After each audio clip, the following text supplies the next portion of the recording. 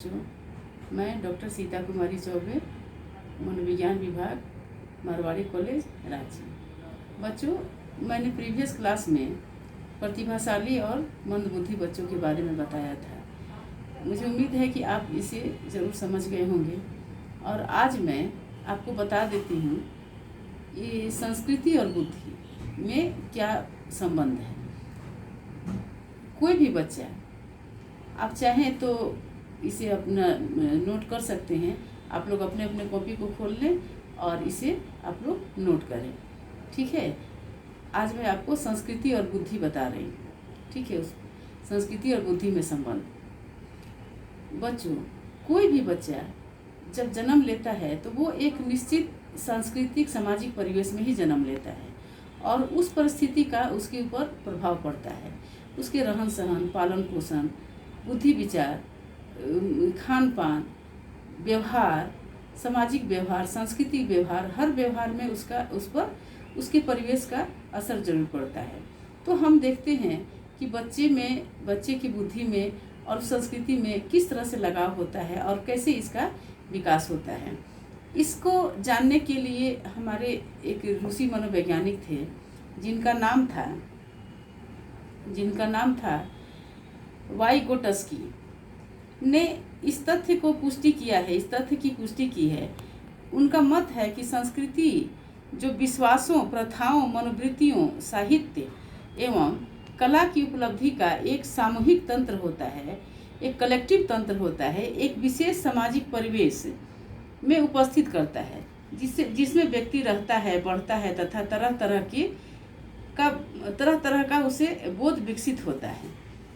उसमें जैसे यदि हम देखें तो तकनीकी रूप से विकसित समाज जैसा कि हम जानते हैं पश्चिमी देशों में, जैसे अमेरिका, इंग्लैंड, ब्रिटेन, इस सब देशों में क्या है, तकनीकी रूप से वो काफ़ी आगे है। तो पश्चिमी देशों की संस्कृति जैसे यूरोप, अमेरिका आदि में मिलता है, जहाँ रीजनिंग, डिसीजन मतलब कि तर्कना करना, निर्णय लेना करने की क्षमता पर आधारित वैकल्पिक उपलब्धियों की अधिक महत्व दिया जाता है। इसका उपलब्धियों को क्या होता है, अधिक महत्व दिया जाता है।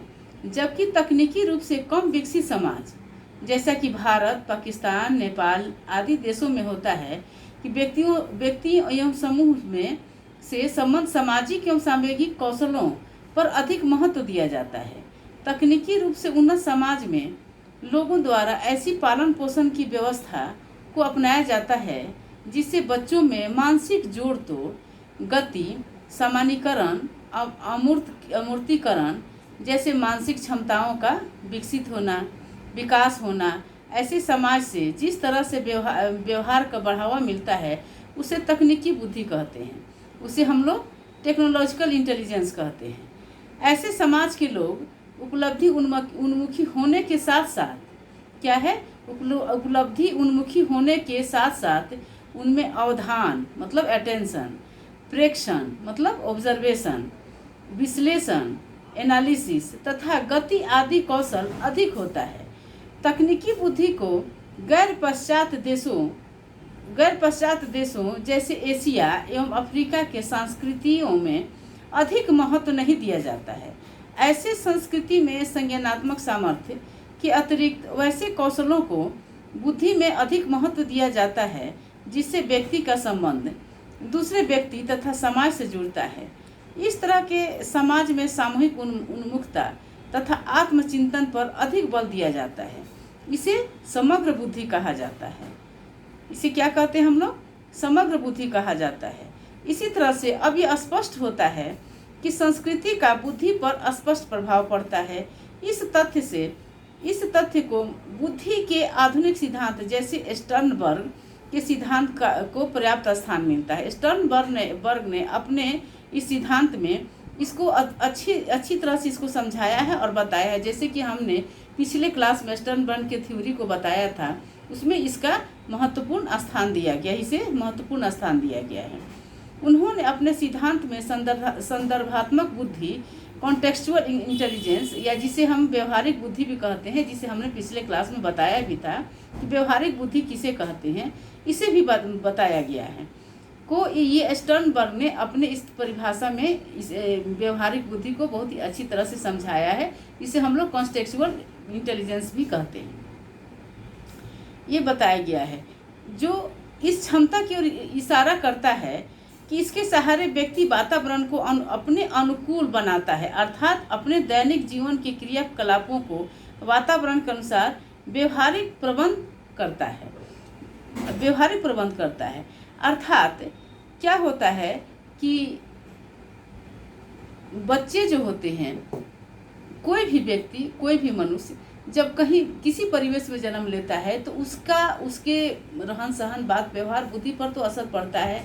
इसी तरह हम लोग इस चीज़ को देख रहे हैं कि व्यक्ति यदि पाश्चात्य सभ्यता में पाश्चात्य देशों में जन्म लेता है, जहाँ पे टेक्नोलॉजी की व्यवस्था अधिक होती है, जहाँ पे अधिक टेक्नोलॉजी का उपयोग होता है, वहाँ के बच्चों की बुद्धि, जहाँ टेक्नोलॉजी का उपयोग नहीं होता है, वहाँ पे उन लोगों के बच्चों के रहन सहन या बुद्धि विचार पे काफ़ी असर होता है। दोनों में बहुत अंतर होता है, दोनों के सोचने समझने में, उसके लिखने पढ़ने में, उसकी बुद्धि के विकास में, दोनों में अंतर पाया जाता है।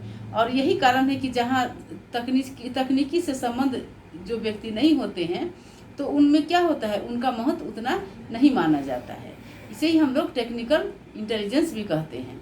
अब देखते हैं कि और हम जैसे जैसे आगे बढ़ते जाते हैं, जहाँ टेक्नोलॉजी का विकास उतना अधिक नहीं हो पाया है, जैसे भारत है, नेपाल है, पाकिस्तान है आदि देशों में अभी टेक्नोलॉजी काफ़ी आगे नहीं है। तो इन देशों में क्या है, बच्चों की बुद्धि तो है लेकिन उनमें उस तरह का समग्रता नहीं है जो कि पश्चिमी देशों के पास है। लेकिन फिर भी ये यहाँ बच्चे अपने आप में ही बहुत ही सक्षम हैं। इसी तरह इसको हमारे स्टर्न महोदय ने क्या किया है, अपने डिफिनीशन में बताया है, अपने शोध में देखा है और कहा है। इसे हमने पिछले क्लास में आपको बताया भी था, और उसमें देखा है इन्होंने कि कैसे ये एक कॉन्टेक्सचुअल बुद्धि इंटेलिजेंस, जिसे हम लोग व्यवहारिक बुद्धि भी कहते हैं, तो इस बुद्धि को किस तरह से वो बच्चा अपने आप में ढाल करके और अपने जीवन यापन को, अपने कौशल को आगे बढ़ाता है और अपने समाज के साथ, अपने परिवेश के साथ अपने आप को ढालता है, अनुकूल करता है। और इसी बुद्धि को हम लोग क्या कहते हैं, बच्चे का संस्कृति के साथ जो संबंध होता है। अब ये स्पष्ट हो जा रहा है कि जो बच्चा जिस तरह की संस्कृति में पलता बढ़ता है, जन्म लेता है, तो उस बच्चे की संस्कृति क्या होती है, उसकी बुद्धि क्या होती है, उसी के अनुसार होती है। और वो बच्चा अपने सामाजिक परिवेश में ढलने में या फिर उसको अपने अंदर ढालने में, उसके साथ एडजस्ट करने में वो काफ़ी महत्वपूर्ण होता है। आज मैं ये बुद्धि और संस्कृति के बारे में मैंने अभी बताया। दूसरे क्लास में मैं अभी बुद्धि और एप्टीट्यूड के बारे में, मतलब अभी क्षमता के बारे में बताऊंगी। आज यहीं तक, फिर मैं अगले क्लास में कुछ और बताऊंगी। Thank you.